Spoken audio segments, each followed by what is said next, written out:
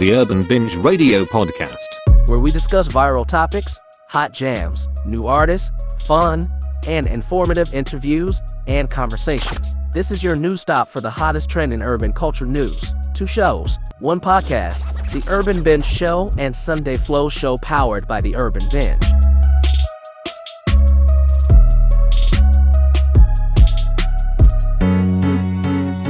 the Urban Binge radio podcast. Listen anywhere podcast can be heard.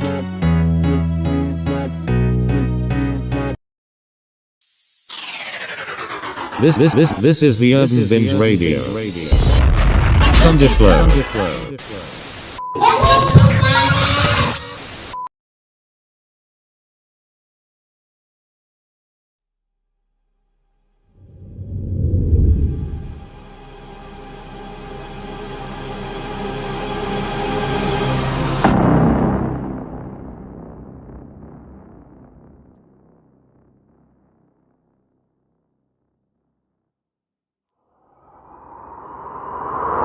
Thing I wanted to discuss is Todd Chrisley and Julie Chrisley's sentencing.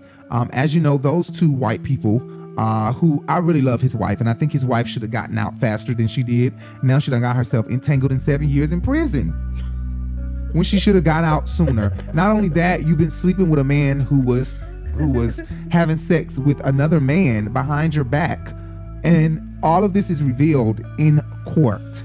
You know what I'm saying? Julie looks horrible. She looks like she's lost a lot of weight. Her head is huge. Her head didn't lose weight, but her body lost weight. And I feel so horrible for Todd Chrisley. How is Todd going to look with orange scrubs on? So, just one question. Is this story part of the Sunday Flow Show because they're in the Bible Belt, or because they are? Right. I mean, I'm just asking. Because let me tell you, the judge really didn't care that much, I feel like. But then again, you know what? This judge really put the hammer down. 7 years and 16 months, both each probation after they get out. What are they going to do? They're both filing for an appeal, they said. It'll be crazy if one person appeal works and the other person appeal doesn't. What if Todd appeal works and the wife doesn't? Now that'll be some, hush.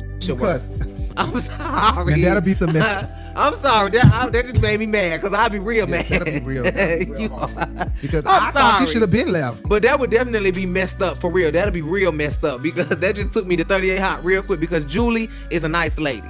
Okay. And she don't deserve the 7 years, I feel like. No, she doesn't. I don't feel like she deserves. Well, I don't feel like she deserves. I don't know how much she knew. I'm just gonna say that. I don't know how much she knew. She did. No, I think that. No, if she knew and she participated, now well, you can't. I think people should be forgiven. If this ain't first time I feel like it was his fraud idea or something, you should be forgiven for your first fraud round. So why do you think that's a joke? Give me your reasoning and analysis. Stop lying. Get out of my coach. I mean, you get forgiven for your first beat up. Why would you fill up the jails with somebody who committed fraud for the first time instead of scaring them up with 24 months of probation and locking up a murderer and filling up the jails with people who actually do crime that is bad to the society? Them stealing money for the first time is not so bad to give them 12 years and 7 years. The 16 months probation, that's a lot. But the 16 months probation alone is good. And this was a white judge. So, honey, she probably was very irritated with the facts of this story. Very irritated and put the hammer down. She put the hammer down on Todd Chrisley. She honestly, truly slammed it down on him. She knows, and the reason why it's such a slam down is because she knows who Todd is. Right. She knows that his spirit and his being, who he is, cannot take prison for 12 years. And to know when that 7th year comes, she's about to be released, and I still have 7 more years to go, or 6. Right? He got 10 years? He got 12 years. 12. When she get to the 7-year mark and get out, he's going to have 5 left. He is going to have a fit. Todd is definitely bending over a lot when he get there. Wrong with that. He's getting some new booty implants put in, installed in his ass. Todd is probably going to have a whole clan of people that is going to look up to him. Todd is definitely going to be in programs that, empower people. He's going to be teaching people real estate. I'm pretty sure they're going to set him up to teach classes and things like that. And she should do the same thing. The only sad part is they will not be able to write each other. You cannot write from facility to facility. You cannot do that. A male and a woman cannot. You have to get special permission from the judge. Right. And that is so unfortunate because they're basically going through a forced divorce. A forced separation. Let me not say divorce because you can be married, but it's definitely a forced separation. Well, she gonna divorce him, I think. Yeah. You better call it. You better call it. That's what make your views go up. When you call stuff before it happens, your views go up by the time it happens, and you title the video the right way. That's a hint for the YouTubers out there that's watching. Seriously, I do think that Julie she's at Speak her from wits, your heart. She's at her wits' end. And that's what Jay feels, and that's what I feel. And I think we're going to be shocked when we hear the news come from prison, probably. She's going to get a wake-up call. So many ladies are going to caress her. They're going to tell her what she don't need and what she shouldn't have did. Number one, they're going to be real with her. It's going to be a lot more difficult for either of them to fight a divorce in prison. And she would know that. But whoever files first has the upper hand. So you can still file while both of y'all in prison. And guess what? Whoever is out got the upper hand. But hell, like you said, it's worse because they both in there. Right. So now it falls on whoever goes first. They both have to report at the same time? They both have to report on the same day? They both have to report at the same time on the same day. Well, then she better wait till she get out and file for divorce. And then she better, because they can get parole in about 3 years. Oh, really? Yeah, they can get parole definitely. Definitely. For fraud. I think for the fraud and the tax, and they're gonna money laundering and all that stuff. add that on to the probation. Whatever they didn't spend in jail is going to be added on to the probation. But how much of community service do you have to do when you got 7 years, you get out at the 3-year mark, and how much and you got 16 months probation? That's a lot of more months of probation and a lot of more community service, a lot of community service that you're going to have to do to fulfill the court's needs. And I would appeal and appeal and appeal again because Julie does not deserve the punishment that she's getting. I just don't think so. Unless, like you said, Julie fully was aware and said things like, just do it. It doesn't matter. Just do it. Then yeah. Because there are black families out here who are living in poverty and can't make it, and you have a nerve to be fraudulently making money and have not driven your white tails to the black neighborhoods to give to them, since you are fraudulently getting the money. They became parents of a black child and ended up taking on black tendencies, girl. They said we're gonna fraud. Them ain't black tendencies. White people been doing fraud. Don't you sit up here and us. motherfucking play like these black people don't be doing frauds before us. You know good and well black people fraud their taxes so they can get their goddamn tax Whites refunds. was doing it first because we couldn't file. They was filing all them black children that they shouldn't have been filing on their shit. Okay, so we'll be right back, guys. Thank you guys for tuning in again. I cannot stress that enough and express that enough. And I really appreciate you guys for tuning in. I really appreciate you guys for clicking on this video, listening to us. Everybody that is listening on the podcast, we really appreciate it. Jam in your car, jam on the train, jam on the bus, jam walking down the sidewalk or wherever you at. Listen to us. Hit that subscribe button, hit that bell, hit that thumbs up. And for the people listening to the podcast, add us to your favorites and give us 5 stars, please, so that everybody else can hear and laugh with you and with us. All right, we will be back.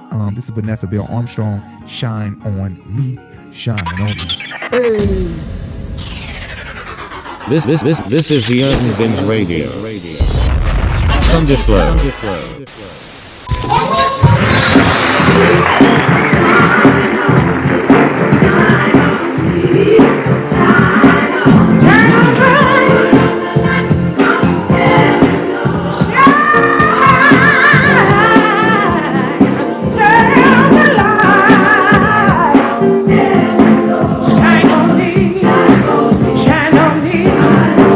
Turn on the light and put me on the right.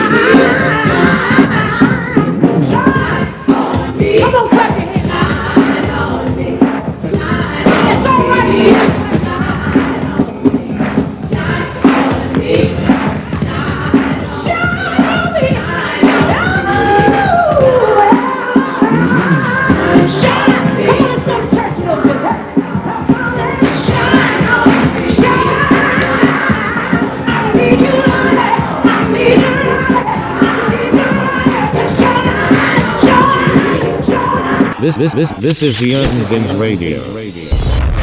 Thunderflow.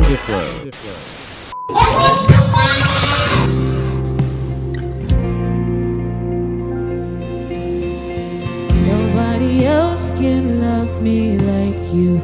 You're the only one that can do what no other God can. You are holy, only. Nobody else can be who you are. Stand alone and I stand in awe of your matchless power. You are holy, only, holy, holy God. God, you are.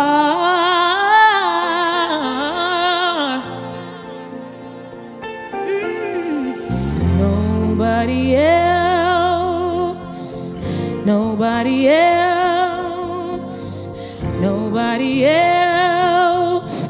You are holy, holy. Nobody else, nobody else, nobody else. You are holy, holy. Nobody else. Jesus, nobody else. You are holy, holy. Nobody else. Nobody, nobody, nobody, nobody, nobody, nobody. You are holy, holy. Nobody else. Nobody else. Nobody else. You are holy, holy. Nobody can do it like you. Nobody can heal like you. Nobody can do the things you do.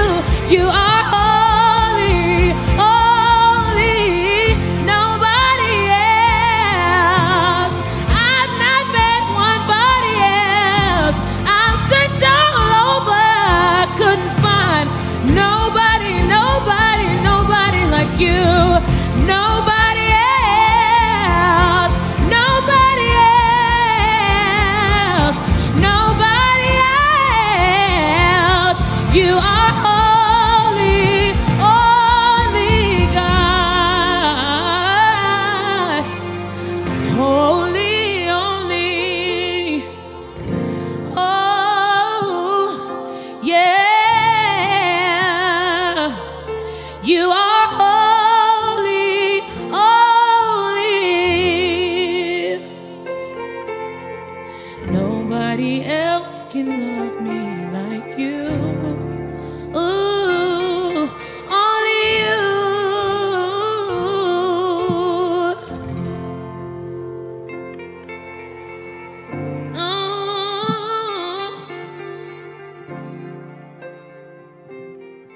You are holy, holy.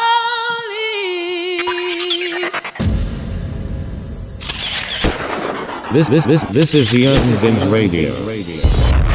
Thunderflow. Aja Walls with Holy Only. That song really had me flat out on my face crying, like boohoo crying. I just heard it for the first time a couple days ago. I don't know if these songs are really Christmas-y. I hope that you can find the Christmas in these songs and they're not too just Sunday or just gospel or just worship. I hope you can find the Christmas in the song, because to me, most gospel songs can be Christmas. It's about Jesus, and most slow gospel songs can be about Christmas. It's about Jesus. But I don't know. Hopefully you find the Jesus or the Christmas in these songs that we have in the playlist. The next thing I wanted to talk about was Larry Reid and Cora Jakes. So Cora Jakes, I don't really know much of the story. I just know Cora Jakes has a child that is not her child. That's not her biological child. That was given to her. The rights were signed over by the biological mother to Cora Jakes. And Larry Reid constantly reports on this story. And it kind of disappoints me because I'm in a similar situation where this child was dropped off at our front door, left with us, and after being beat up by friends, or embarrassed by friends, like you're stupid, you don't take care of your child, blah blah blah. Now she feels like I want my child back, but not putting in the action. Our story is not the exact same as this girl, but I do sometimes wish that Larry Reid would consider talking to Cora Jakes, or talking to, well, he has. Cora hasn't reached back out to him, but I wish that Cora would open up and talk to Larry and just kind of prove that if it's true that she did not do what Larry is accusing her of, which is keeping her away from this child mother. And I just don't feel like, if the mother has been an incompetent mother, why are they allowed to come back later and get in the child's life? Speaking of Chrissy and Todd Chrisley and all of them, that mother is doing the same thing. Now that they're going to jail, you were talking about the black grandchild. The biological mother to that black grandchild is trying to get that child back, the child that Todd and Julie has custody of since they're going to prison. And I just think, what makes you out of nowhere say, I want my child back? It's unfair to the person that is taking care of the child and that has grew this bond with the child, and that the child has gone back with this person. As of right now, I hadn't filed any legal papers, but I am in the process of getting some legal papers filed so I can go back to court to get Chloe back home. And that time frame that Chloe's been gone, I was talking to attorneys and we were trying to figure out which way to go about getting Chloe back home. But at the same time, it's kind of like we were at a standstill because we were trying to figure out where we would actually end up in court, because they live in like 2 or 3 different states. I want her home. She deserves to be home.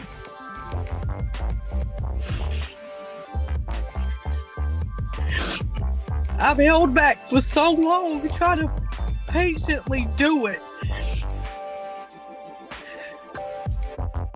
And I don't think it's right for them to just pretend that I don't exist and just say, oh, we're just gonna let Savannah get her. It don't make sense. Yeah, that's not true, because I didn't even commit Medicaid fraud. And I even had proof that I didn't commit Medicaid fraud, and I never claimed Chloe when I could not claim Chloe. Never did. That was just for them to make me look bad, because I never, literally, my record was clean. Nothing on my record. For 26, 27 years, I never had anything on my record until somebody said, oh, well, she committed Medicaid fraud. No, I did not. I mean, as far as Savannah goes, with Chloe, I don't think it's right, because at the end of the day, my thing is, I'm her biological mom. I was cut out of her life. I didn't walk away from her. I was pushed out of her life, and they wanted me to forget about Chloe, and they wanted Chloe to forget about me like I don't exist. So the reason why I feel like Chloe should be home is, she has family back home. My whole side of the family, she probably won't even remember, because she's been away for 6 years almost.